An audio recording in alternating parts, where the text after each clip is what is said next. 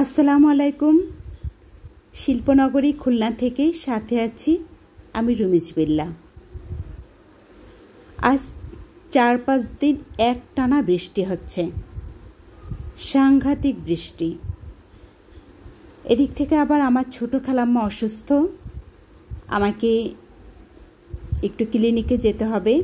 আমি যাচ্ছি, প্রতিদিনই যাচ্ছি, কিন্তু আজকে খালাম্মার জন্য আমি একটু খাবার নিয়ে যাব। গতকাল আমি খালাম্মাকে জিজ্ঞাসা করেছিলাম যে খালাম্মা আপনি কি খাবেন, তো খালাম্মা বললেন যে মা আমি তো কিছু খেতে পারি না, আমি কি বলবো তোমাকে।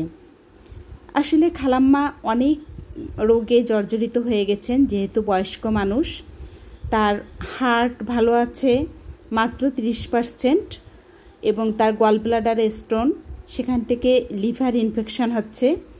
তারপরে তার ইউটেরাসে টিউমার হয়েছে, সেখান থেকে ক্যান্সারের দিকে যাচ্ছে। মানে সব মিলিয়ে অবস্থা বেশ খারাপ। তারপরেও খালাম্মা এত বেশি নামাজ এবং আল্লাহর পরে ভরসা করেন, কখনো তাহাজ্জুদ নামাজ খালাম্মার বাদ যায় না। এজন্যই হয়তো আল্লাহ খালাম্মাকে এখন পর্যন্ত অনেক ভালো রেখেছেন, এত কিছু হবার পরেও। তো আমার খালাম্মাকে খাওয়াবার ইচ্ছা, কিন্তু কি খাওয়াবো, আর খালাম্মাও কিছু খেতে পারছেন না। তো পরে আমি বেশ খালাম্মাকে একটু লোভ দিয়েই জিজ্ঞাসা করলাম যে খালাম্মা আপনি কি বিরিয়ানি খাবেন?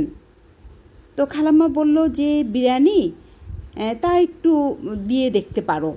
তা আসলে কি বিরিয়ানির তো একটা আলাদা ঘ্রাণ আছে, যেই ঘ্রাণটা ভালো লাগে, খেতে ইচ্ছা করে।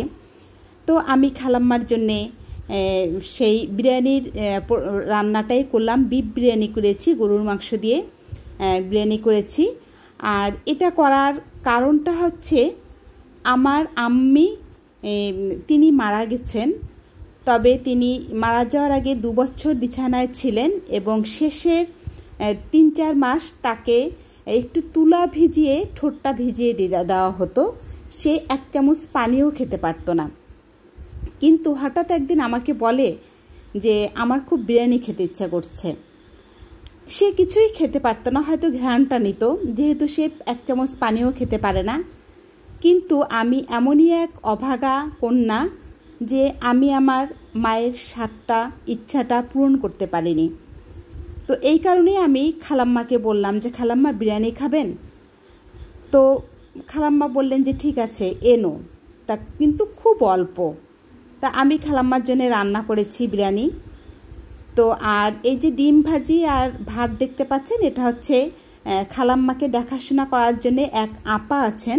উনি আবার মাছ মাংস কিছু খায় না। উনি আমাকে বলেছেন যে আমার জন্য শুধু একটু ডিম ভাজি দিয়ে ভাত আনতে হবে। তো আমি তার জন্য সে ব্যবস্থা করলাম। আর খালাম্মার জন্য খুব সামান্য পরিমাণ আমি বিরিয়ানি নিয়েছি। আর যেটা করেছি, সালাডটা তো নিয়েছি সাথে, আর আমি একটু বোরহানি নিয়েছি যাতে মুখে রুচি আসে।